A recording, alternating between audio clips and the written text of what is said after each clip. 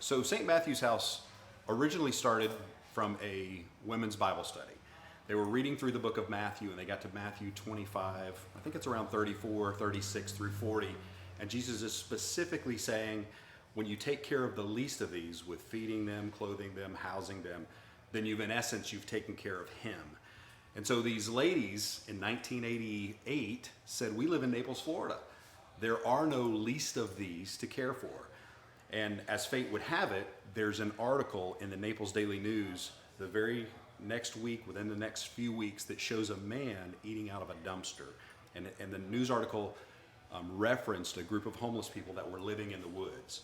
And so these ladies felt like that was a divine prodding to go start a feeding ministry. And so St. Matthew's House served their first meal on Thanksgiving Day in 1988 at an old firehouse that's in East Naples, right in front of the courthouse. We still serve 2 hot meals a day out of that same exact location to this day. We've only missed one day in the last 32 years, 33 years, and that was the day that Irma made landfall.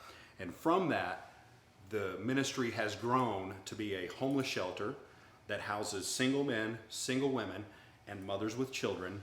And then from that, the revolving door of homelessness, our CEO decided that in 2010, we needed to really address the more deeper issues that cause homelessness and addiction, and created a recovery program for men called Justin's Place.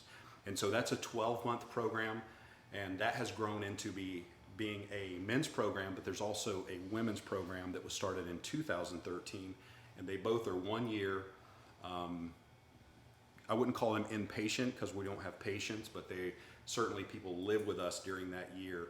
And while they're with us, they go through classes on rehabilitation, Bible studies, and at the end of that, we give them jobs and employment, and they learn how to get back on their feet, budget, go through life skills classes, and learn how to live life on life's terms. And how does somebody get in that program? So we have a screening process and an intake department that handles both intake for our shelter operations as well as our Justin's Place recovery program. So if the individual is at a point where they say, I need help, then they can call our intake department, and then we will start that process. There's an application. If we need to get that individual to detox and assist with that, then we certainly can do that as well. But once someone comes into our care, they go through a 12-month series of classes and small groups and individual case management to where they're going to really dive in and dig into those deeper issues that have caused their substance abuse or the mental illness that led them to homelessness. Is there a waiting list? There is. Okay. Yeah, there's always a waiting list. Yeah. There's never enough resources. There's always more need than there is resources. Yeah. So on average, St. Matthew's House pre-pandemic would serve roughly 1,400 non-unique individuals on an annual basis. So you could have some individuals that came through maybe more than once in that same year, same calendar year.